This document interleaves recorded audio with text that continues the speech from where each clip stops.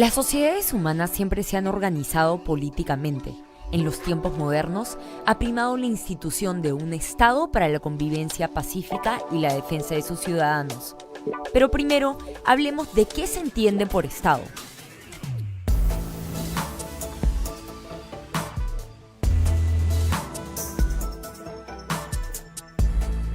Este es la organización de una sociedad que tiene 4 elementos importantes: el territorio, una población con características comunes, soberanía sobre su sociedad y un gobierno conformado por instituciones en manos de autoridades. Según el artículo 43 de la Constitución, nuestro Estado es una república democrática, social e independiente. Ahora, este no es el único tipo de Estado que existe.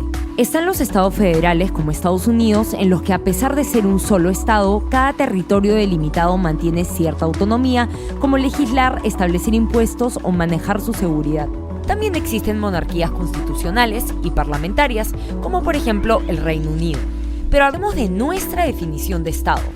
La palabra república implica el cambio de autoridades elegidas cada cierto tiempo y que el poder emana de los ciudadanos. Que ésta sea democrática significa que los ciudadanos participan en la elección de estas personas.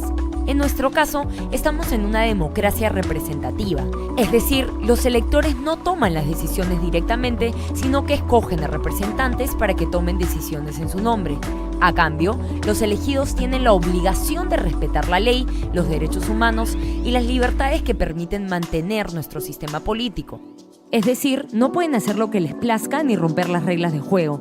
De hecho, esta es la característica principal para ser considerado un Estado de derecho.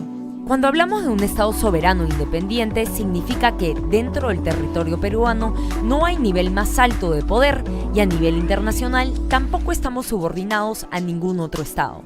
En el Perú, el poder no se concentra en una sola institución. Siguiendo el principio de separación de poderes, concepto desarrollado en el siglo XVIII por el filósofo conocido como Montesquieu, contamos con el poder ejecutivo, legislativo y judicial para realizar las distintas tareas necesarias para mantener al Estado.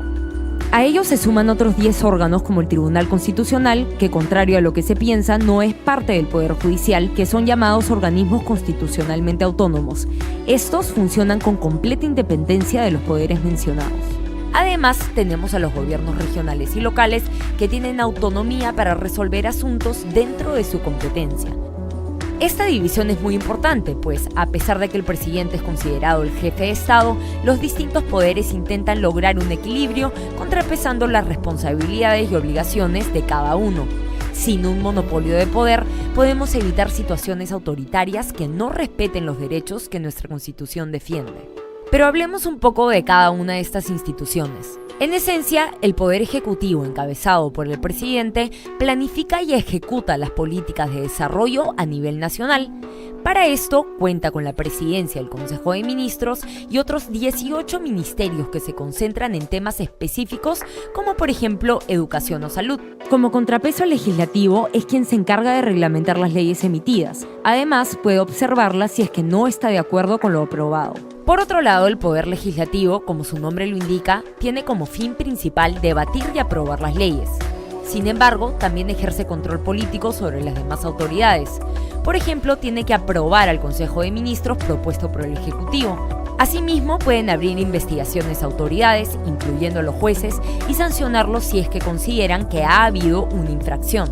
Finalmente, el Poder Judicial es el encargado de administrar justicia y es a quien acudimos cuando la buscamos. Así, se encarga de que todos, ciudadanos y autoridades estatales, cumplan con las leyes vigentes.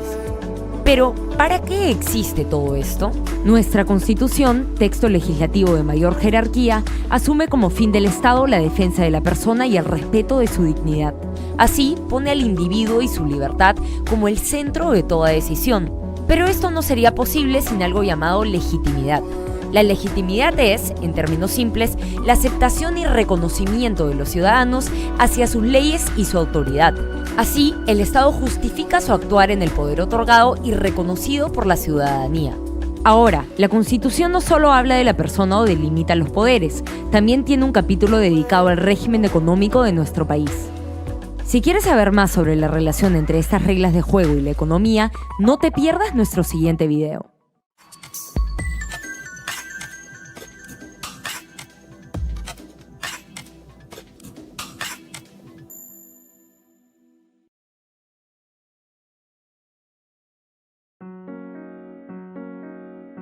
La movilidad social es la posibilidad de progresar que tiene cada persona.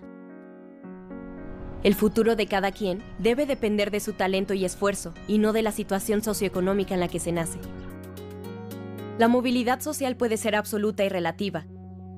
La movilidad absoluta refleja el cambio en las condiciones de vida de una sociedad a lo largo del tiempo. El nivel de vida en esta comunidad mejoró cuando llegaron el agua, el pavimento, la luz y el acceso a servicios como salud, transporte y escuela. Hoy las personas viven mejor que sus padres, es decir, hubo movilidad absoluta hacia arriba.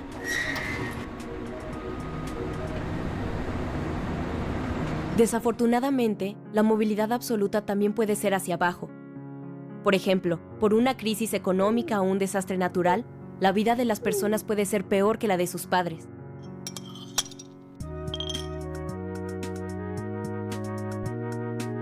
La movilidad relativa se refiere a los cambios de posición en la escalera socioeconómica de padres a hijos.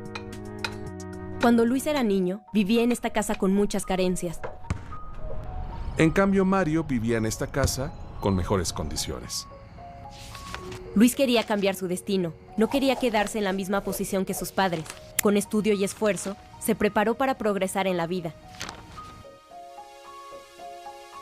Luis mejoró su posición en la escalera socioeconómica en comparación con la de sus padres. En cambio, Mario, quien no estudió ni se esforzó tanto, alcanzó una posición menor que la de sus padres y fue superado por Luis.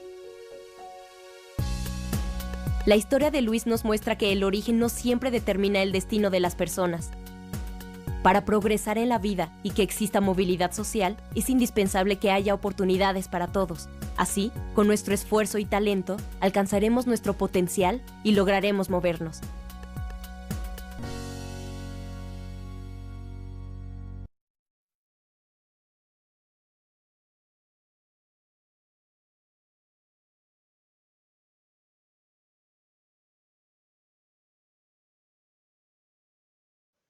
La migración es un acto de coraje y valentía en tiempos de crisis, donde muchos tienen que realizar este acto para obtener una vida mejor, y el Perú no fue ajeno a ello. En la década de los 70 se dieron una de las primeras migraciones internas, producto de la crisis económica de aquel tiempo, donde muchas personas tuvieron que dejar su hogar para tener una vida mejor, dando como ello el desbalance poblacional en la capital.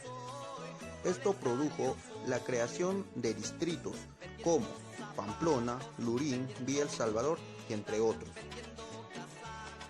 Esta migración causó un choque cultural, dando como resultado la música tropical andina.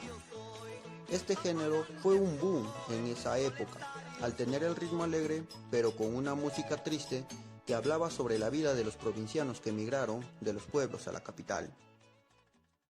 En la década de los 80 fue donde se dio la mayor migración del pueblo a la ciudad producto de la violencia política entre Sendero Luminoso, bajo el mando de Abimael Guzmán, alias el presidente Gonzalo, y el MRTA, Movimiento Revolucionario Tupac Amaru, bajo el liderazgo de Víctor Polay Campos.